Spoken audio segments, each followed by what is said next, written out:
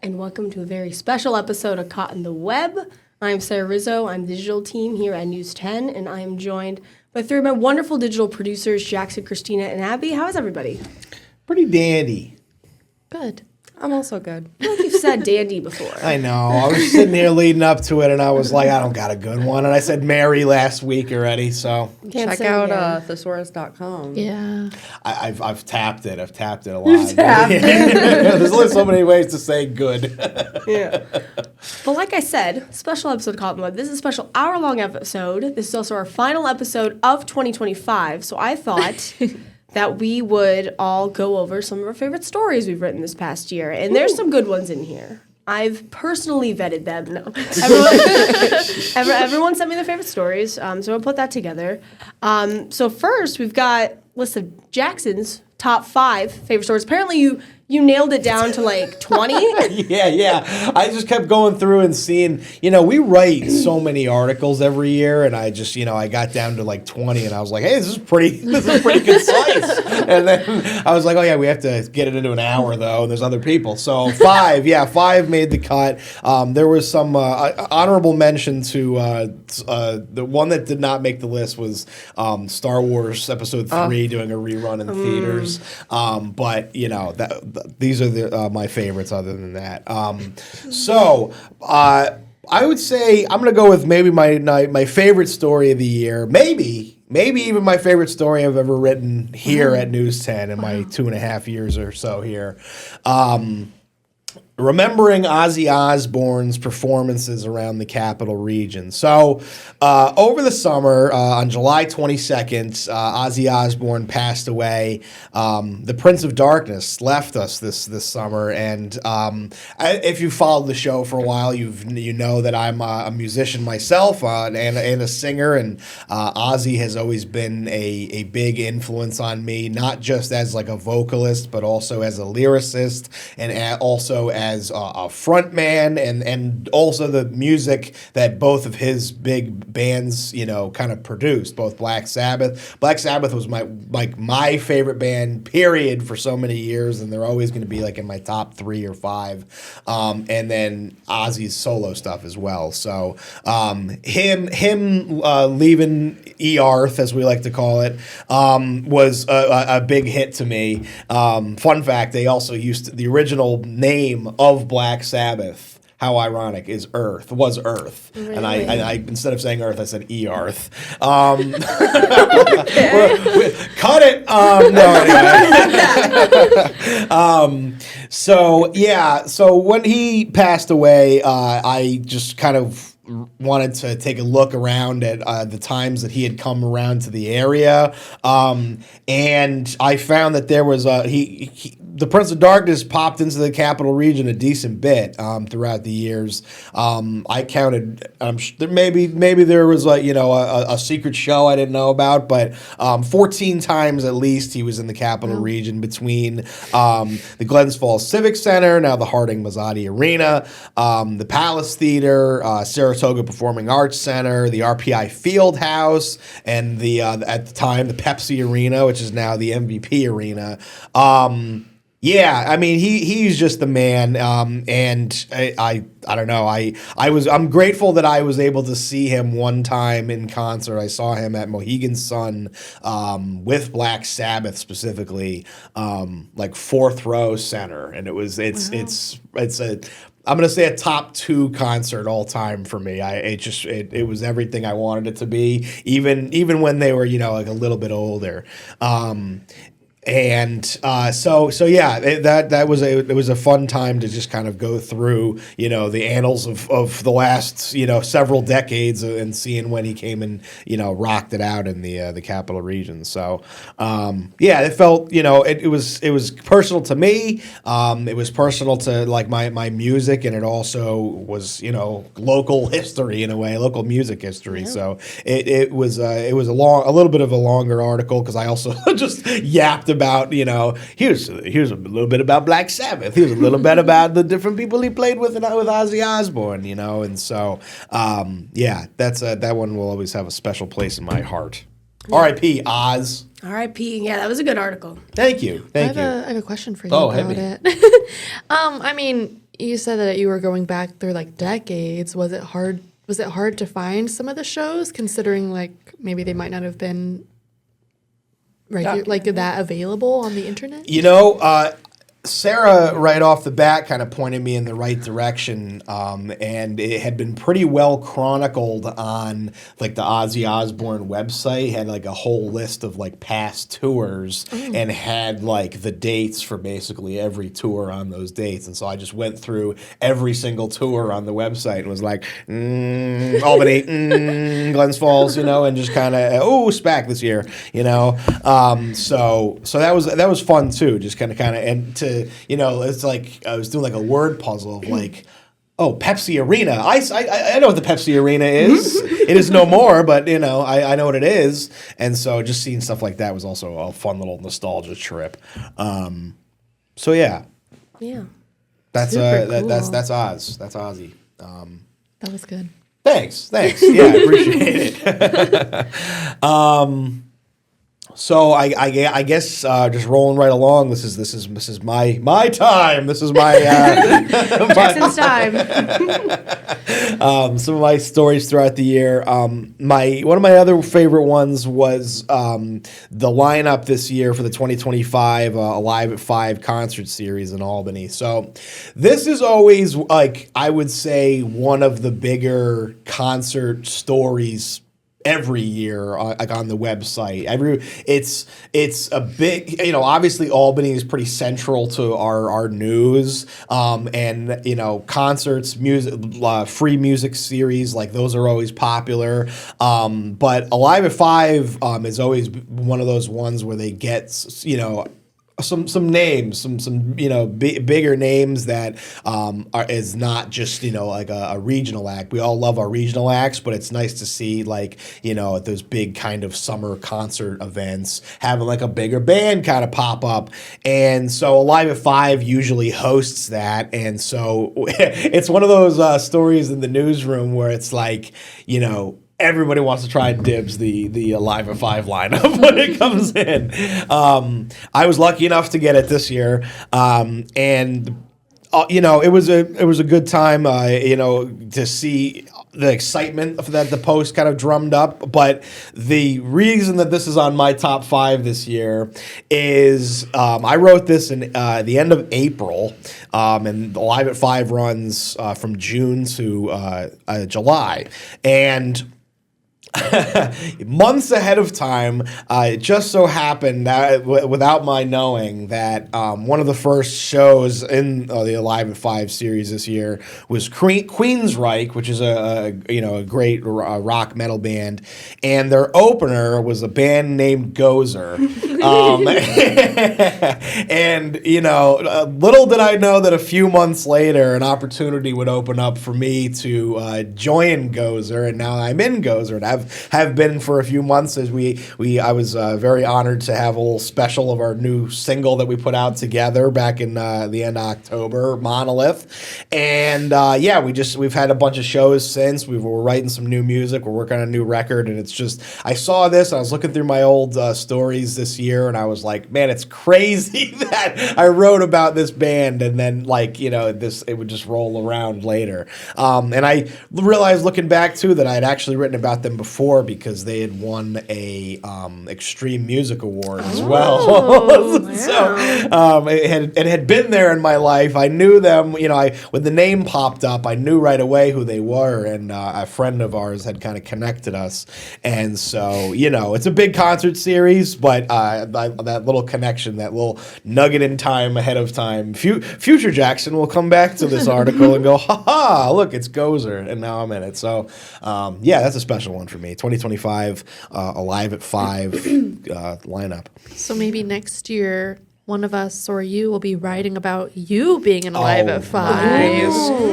Oh, Would you love to play Alive at 5? I would love to play Alive at 5. That would be fantastic. The guys have said that was one of their like biggest favorite shows that they had ever done yeah. too. And it's funny sometimes, like we'll start we'll be at a gig, we'll be at the studio, whatever, and we're talking to somebody and they start talking about the Queensryche show, and they'll always be like, oh, that must have been, what did you think? That must have been crazy. And I'm like, I wasn't there. I was not the singer at the time. But I always just kind of roll with it because I know I'm like that. I would never, if I was there, I would never stop talking about it. I would let everybody know every other week that I opened for Queensryche at Alive at 5. And so I just sit there and I'm smiling. I'm like, yeah, I'm in that band. I wasn't in that time, but I'm in that band. So that would be a fun, wow, talk about full circle, like you said. Yeah. Next year. Alive at 5, hey, Gozer would love to be back.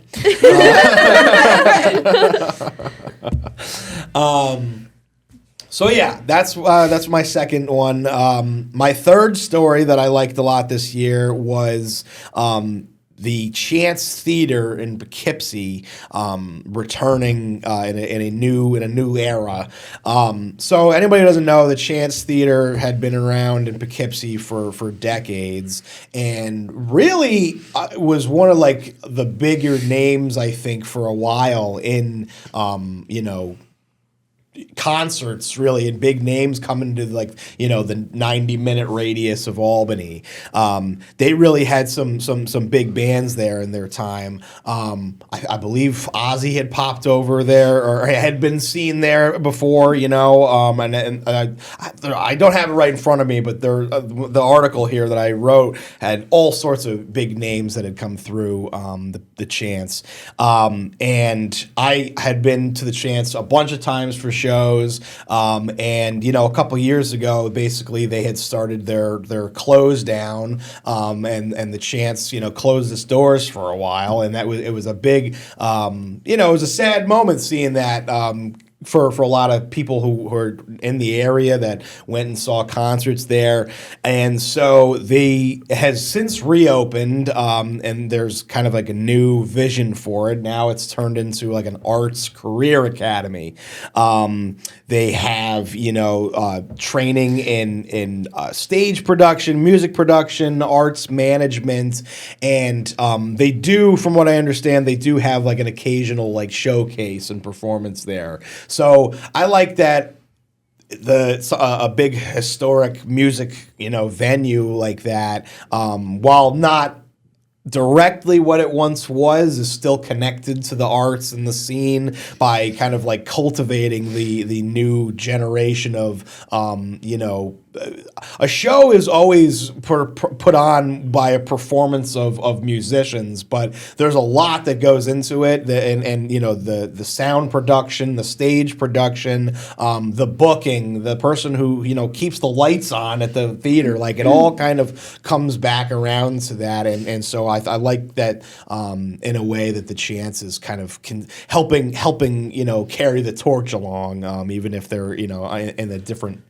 space and a different mission as before. So it's the Empire Training Center for the Arts now at the Chance Theater. As I said, they're doing a couple shows, I think, here and there.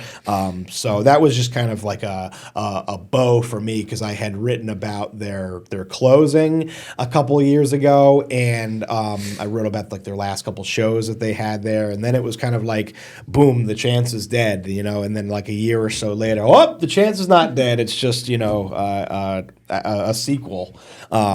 It was given, you could say, another chance. Oh, wow. Yeah, that was a good story. I remember when you wrote the one, about it closing, that, people were very sad. Yeah, that was one of those ones. Which is funny, too, because Poughkeepsie is just far enough away from Albany that it's not a casual, like, let's just hop over to Albany, or to Poughkeepsie and see what's going on. It's like a 90-minute drive from Albany. Yeah.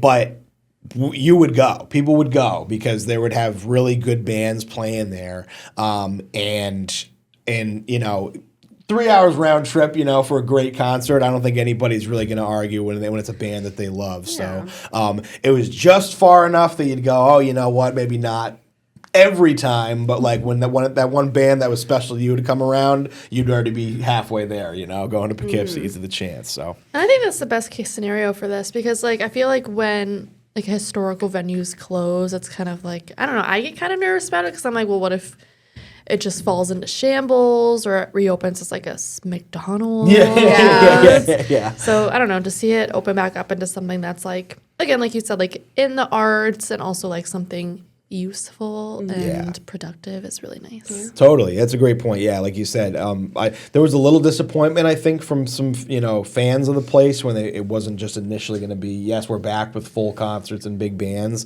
but yeah, like I don't think anybody would want to see it disconnected from the scene that it kind of helped build around there by being like, a new Wendy's. Yeah. It's like, it needs to be like something rooted in its in its original mission. So I love that. As you guys might have, picked up along the way in our show together, and even just this episode, big music guy. There's a running I'm seeing theme. a trend here. I think this is 4 for 4 music stories so far. We have one genre change coming up at the end, but Which is also not really that shocking, All things we've talked about. considering the topics that we discuss every week. This was another one of my favorite stories. I wrote a roundup of music stores throughout the capital region. So first of all, this is not a typical kind of story for me. I have gotten into, like, I write concert roundups and I write like card show roundups, and that's kind of been a fun thing that I've started. But like doing like a deep search throughout the capital region and finding like all sorts of different like locales and places for some subject, I had not had a lot of experience in doing that when I first wrote this, and so I wanted to pick something that was kind of like near and dear to my heart, and so I did music stores because earlier this year, when I was getting ready to go and audition for Gozer, I needed to bring a microphone. They asked me to bring a microphone, and I realized that I had been so out of practice, having not been in a band for a year or so, that I didn't even have a microphone anymore, which was crazy. I was like, how do I not have an SM58 around here somewhere? So I had to go and I ended up getting one at Guitar Center, which is like a tried and true, thing. There's lots of locally owned ones, and it's like one of those bigger chains. But it kind of got me thinking about how, I just know there's other music stores around here that are, small businesses, locally, run. And I wanted to give, a little shout out, a little spotlight, a little love to those places. And I found that there are not just a couple, there's a lot. All sorts of places: Albany County, Warren County, Schenectady County, Saratoga County. I had found over 20 local independent music stores or music equipment stores to get your guitars, your first drum kit, a microphone, some cables, a headphone adapter, keyboards. They got headphones. It's cool to see that there are that many local spots around. Shout out to a couple of them: Parkway Music in Clifton Park, Hilton Music Center in Colony, John Keel. You got A Love of Fuzz. You got Collar City Guitars, Burnt Hills Music, and it's just threw that one in there. I live in Burnt Hills. And so it really kind of like not only warmed my heart to see all these, but what made it really worth it was posting it and seeing the reaction from people of like, oh yes, I love this place. I swear by this place. I got my first guitar at this place. I there was one on there was like I broke up with my band at this like one. There's like that History. That history, that wholesome connection to like your local music store. As I said, everybody picks up a pair of drumsticks or something, or a new guitar cable from a Guitar Center every once in a while. But when you can fuel your music through like a local institution, like a Parkway Music, I think that just makes the whole scene kind of flow together. You're doing your thing, they're helping you do your thing, and the music scene gets stronger. Yeah, so that was a fun one to do. Yeah. Last but not least of my stories, a little, and then the only non-music one. One of my other favorite things to do is finding a poll or some data somewhere about food and consumption and food trends and buys. I've done stuff ranging from, favorite McDonald's item by state, most popular ice cream flavor by state. There's a series of them that I've kind of done, but none got as much talk, I think, all time, and I think will always be tied to me here as New York's favorite pie.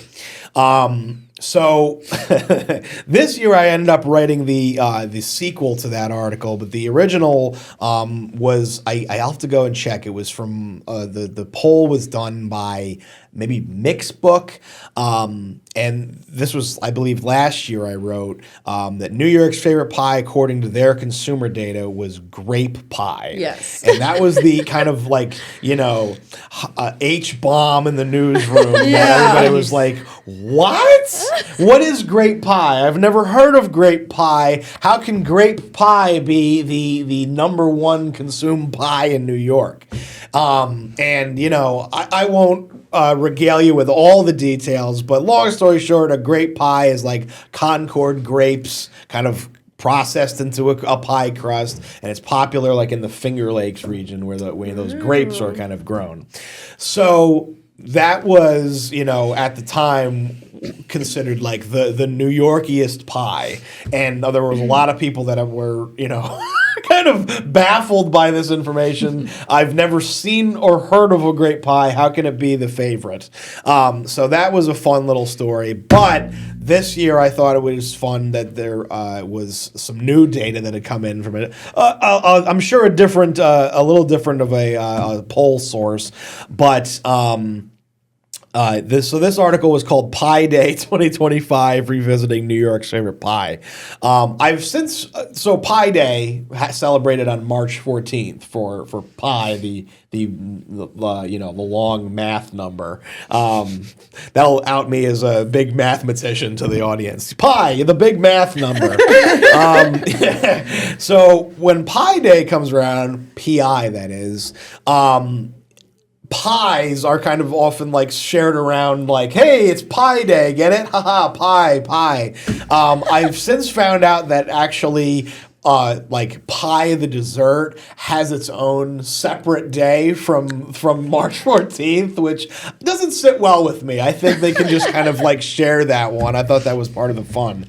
Anyway, Instacart's data from this year's report showed that New York's favorite pie as of 2025 was apple pie, which naturally is, in my opinion, the best pie. Yeah. Followed by pumpkin pie and pecan pie, respectively, at 2 and 3, which I think is interesting because I think pumpkin is generally, liked by people, but pecan pie is like a very polarizing pie.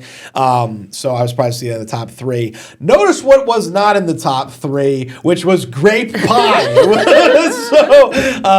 I think there's still a little bit of a mystery out there. Did I get trolled? Did I get some bad information? Was it a shot in the dark they took on grape pie? They just surveyed the Finger Lakes. Yeah, right, exactly. The fact that it didn't even get a top 3 mention in this other report, but I just thought it was a nice way to kind of close the door on the pie chapter of New York and kind of pay homage to an original kind of buzz we had in the newsroom last year about which is something we love to do, just talk way too long about niche little desserts and cakes and is cinnamon roll a breakfast or a dessert and whatnot. So that is my 5 stories of the year: 4 music stories and pie. And if that doesn't wrap me up as a person, I don't know what else does. So thanks for listening to my my stories this year. Great. You're all the best. Stories. Thank you. Yeah, but we're heading into our first break here on Caught on the Web. Thanks for sticking with us. We'll be right back.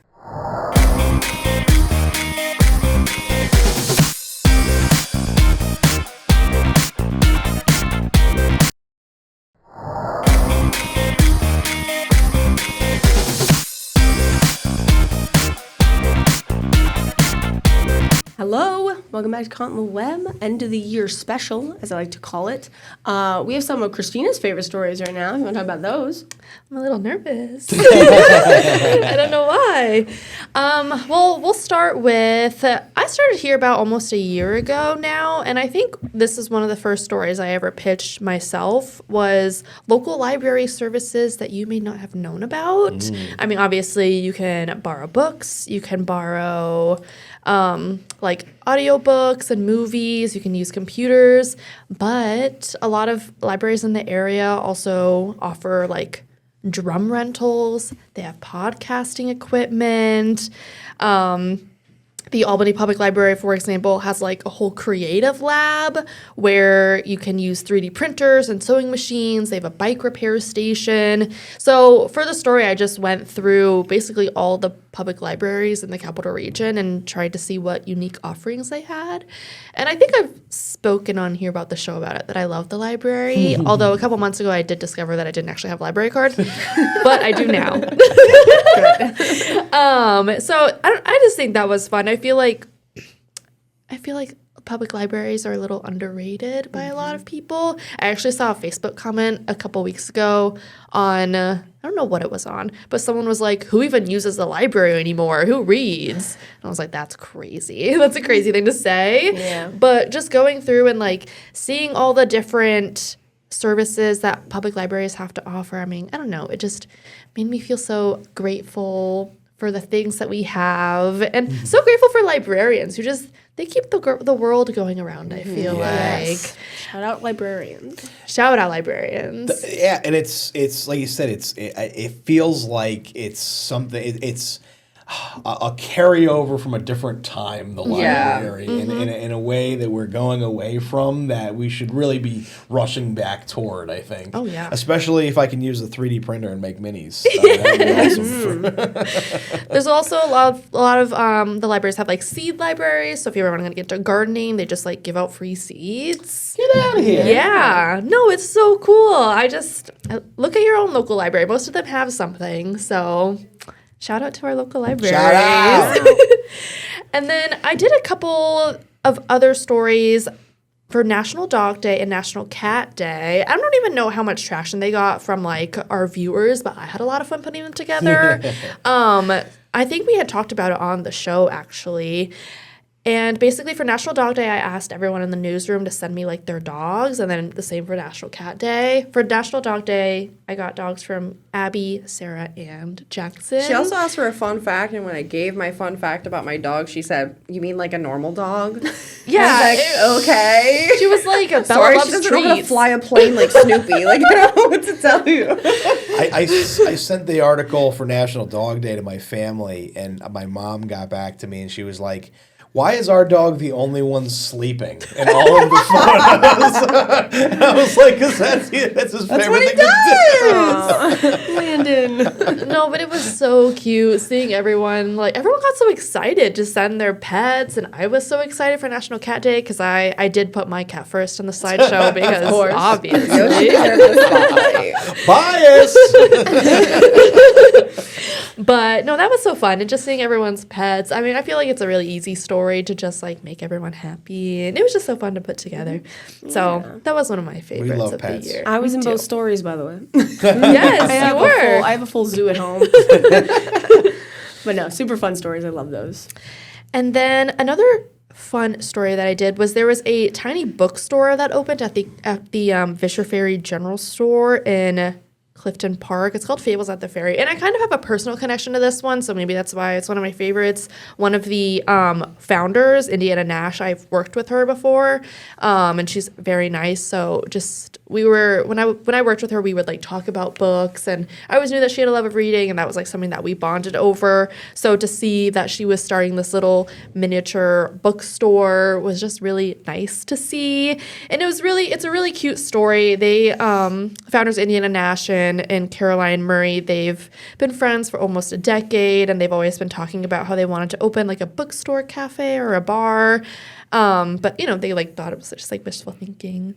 And then they're close with the owner of the Bishop Ferry General Store, who was apparently like really open to them using this like abandoned shed on the property and just like opening a little like store. And they have like classics and contemporary literature, book related gifts, reading journals, literature themed candles. They also like host author talks and story times. And the name of the store, Fables at the Ferry, is like inspired by Indiana's daughter, who I was there. Well, I wasn't there at the hospital, but like I was there when she like had her baby shower at our job. Oh. So that was really cute. And I've looked at pictures, and they're just it's a really cute space, and I want to go, but they're only open on Saturdays and Sundays, which I work those days, so I haven't been able to go.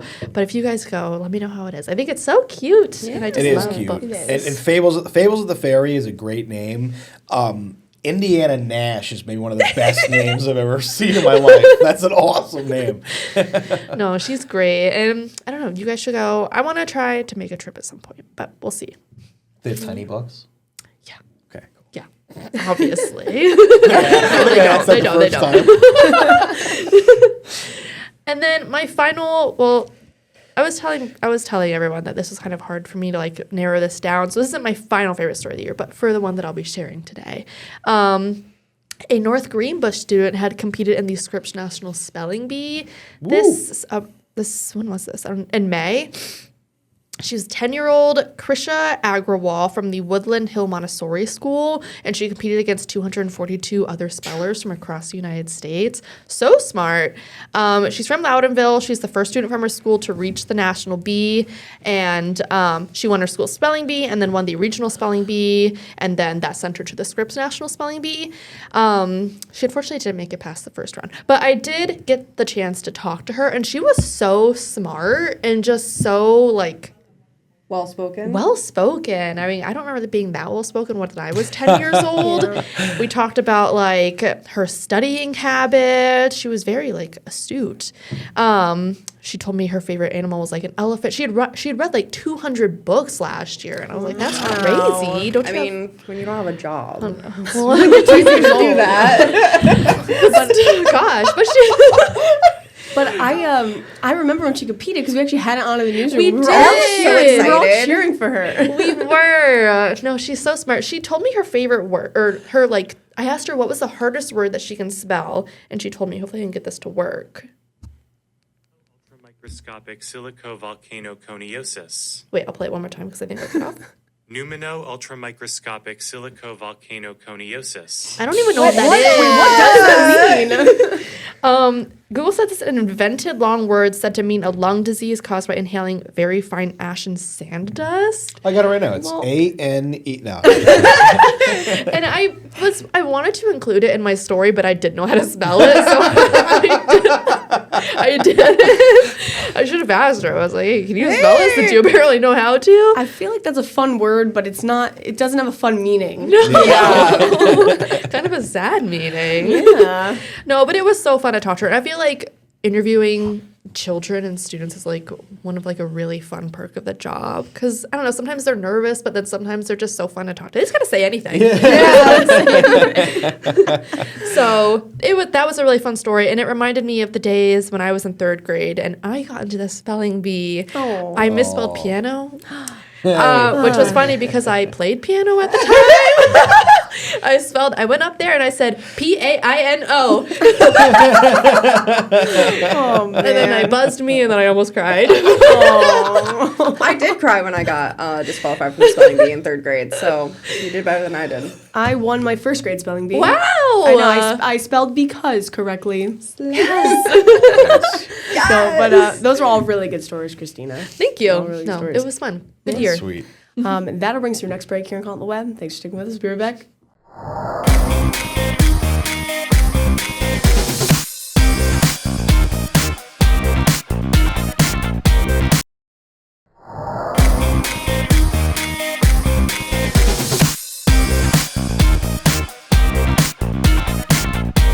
Hello, welcome back to Caught on the Web. Thanks for sticking with us. Going over some of our favorite stories of 2025 here for our final episode of the year.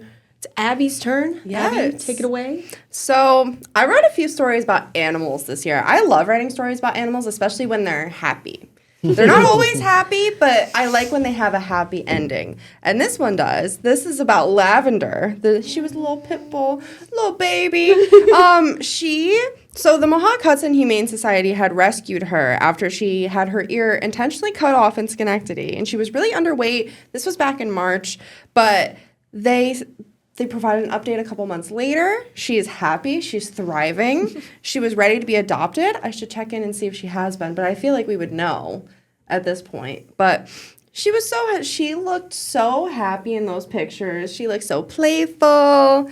And yeah, She's such a cute dog. she is such a cutie pants. Yeah, we had been following her for a little bit, and yeah, every time seeing that she's just like such a little ham. And this one got like a lot of pop on Instagram, I remember. And Facebook. People love Lavender. Yeah. So not. I know. So I'm glad that one had a happy ending. And then another one, corgi races at the Altamont Fair. People loved this story. This was really cute. Yeah. Basically, at the Altamont Fair, which happens every summer, this was back in August, 10 corgis, a few dozen corgis competed in the corgi races. There were 10 that returned from the year before. This is the 2nd year that this has happened.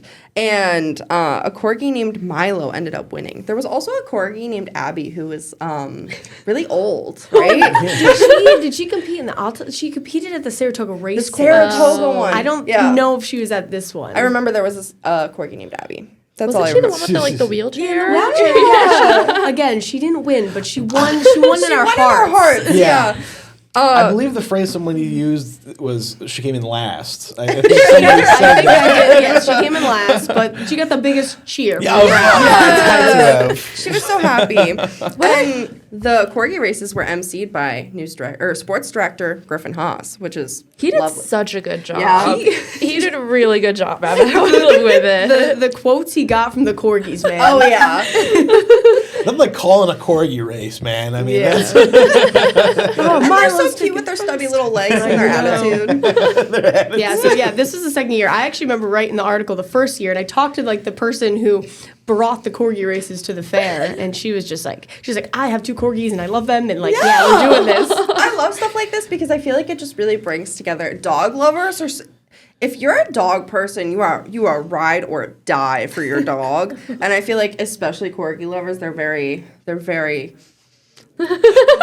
and not to be like, Mr. like meh meh meh. The funniest thing about because this story always gets play. I think the funniest thing about this to me is like, Saratoga racetrack, the horse racing is like a big thing in the culture in the area, and it also has a decent amount of critics. Yeah. 0 critics for corgi racing. Everybody's all about the cute dogs. Let them rip. They love it. So cute.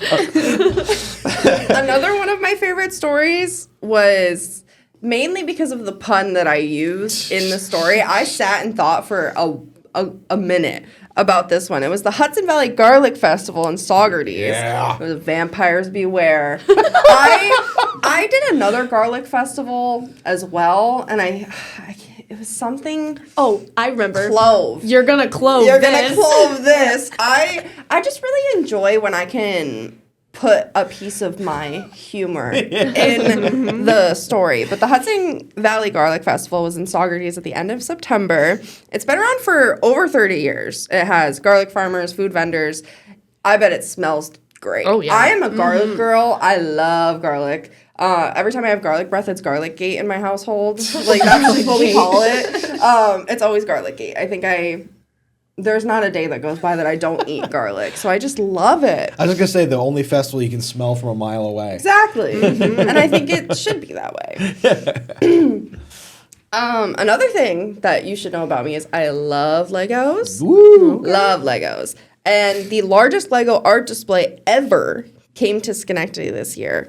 It was at Armory Studios, New York, in August, September, and October. It had stuff like a 20-foot-long Tyrannosaurus Rex skeleton, life-size sculpture of a man opening his chest. If you drove on 890 at any point, you would have seen the billboard that had the yellow man with his chest open. And I thought it was so cool. Like, just seeing it up there, and he's, like, cut out at the top. It was so cool. But I love Legos. If you have ever built a Lego set, you know how long this must have taken. And it's crazy. Those people don't mess around. They don't mess around. It's so good. And What was in his Lego chest? Like a heart? it was like bricks. Yeah, it was just like the Legos Yellow. spilling Should've out. guessed. Yellow bricks just spilling out. Yep. Cool. Another one that I really like this story because it's close to home, and I got to speak with the owner of Buds on J and Buds on the Hudson, and Jack Kowalski. He is very nice, and he's opening up another Buds in Glenville this year. Well, he was supposed to open it in the fall, but now it's looking like it's going to be a little bit later. It's going to be in Glen-esque Apartments. It's right near Scotia Glenville High School, so it's going to get a lot of pop. And I have had since this, I have had Buds on the Hudson, I believe. Very yummy, delicious food. And it'll be open from 7 to 4 Monday through Friday and 8 to 4 on Saturday and Sunday. It's going to have the same stuff as the other two locations, just... I'm very excited for this. I love coffee. Yeah. I love bagels. I love everything about it. And he's very kind. So nice. He grew up in the area. Very nice man. Nice. Yeah. Yeah, we're gonna have to figure out when they're opening. Yeah. Yeah, definitely. Get a breakfast burrito. Yeah, I went to Buds on J. I got like the Fiesta breakfast burrito. So good. Just so good. Sounds like a party. Yeah. Definitely was. That'll bring us to our final break here on the web. Thanks for sticking with us. We'll be right back.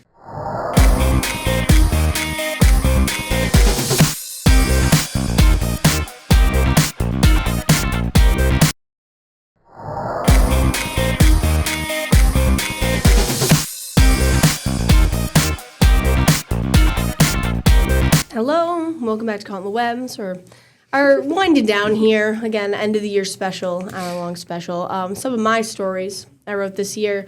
Now, I chose these stories because I talk to people. I love talking to people, especially about their businesses, restaurants, stores, and stuff like that. So, talk to people. In one case, I went to the place, and I think, these stories, people kind of resonate with online, right? They read them, stuff like that.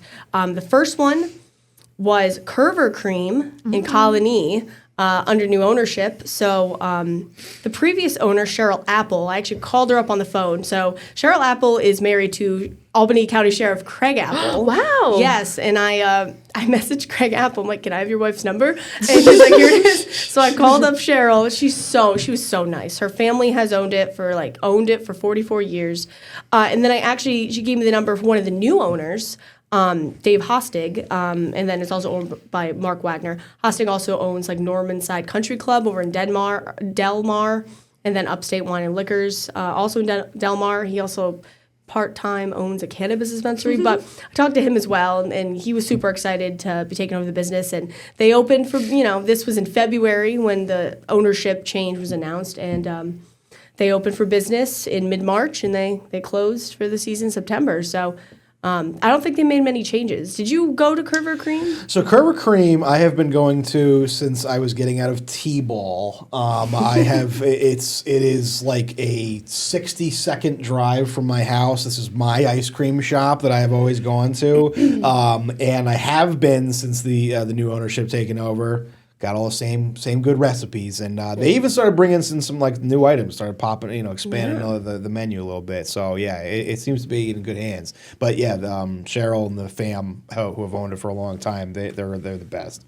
Yeah, it's a very popular spot. We always do our ice cream roundups, ice cream stands open and closing. So really popular spot, and hopefully they're back this next season, and everything's going well for the Apples. I'll be there getting a sherbet cooler. Ooh, okay. This next story, so this was a fun one. There's like a 50s era soda shop that's in Middleburg. It's called Forget Me Not Soda Shop. And this was one where I had reached out to the owner. Again, they opened in February. I reached out to the owner, and she got back to me. And then I actually don't live too far from Middleburg. I live, it's like 25 minutes away. So I actually went there and took some photos, and I talked to the owner and had some food. And it's like so cool. Like you literally walk in, and it's like they have penny candy. I don't know if it's actually still a penny, but they have like, the penny candy, and then they have like the milkshakes with like in the glasses, and you can like share it, and they have like 2 straws, right? That's so cool. I know. So it is really cool. They had some like hot dogs and other stuff. There's 1950s music playing, and they also sell like they had like, were they called poodle skirts? Mm-hmm. Yeah, poodle skirts and stuff like that. So and they have soda and all of that stuff. So the owner, very nice. She also owns like she's a realtor. I don't know if she owns I think she owns her own like realty business, but she owns Soda Shop, and I hope they're doing well. I think our reporter Cassie Hudson also did an Off the Beaten Path there. Cool. So that's cool. I want to go. So vintage that it's a soda shoppy. Mm-hmm. With E at the end. Yep, SHOPPE. Yeah.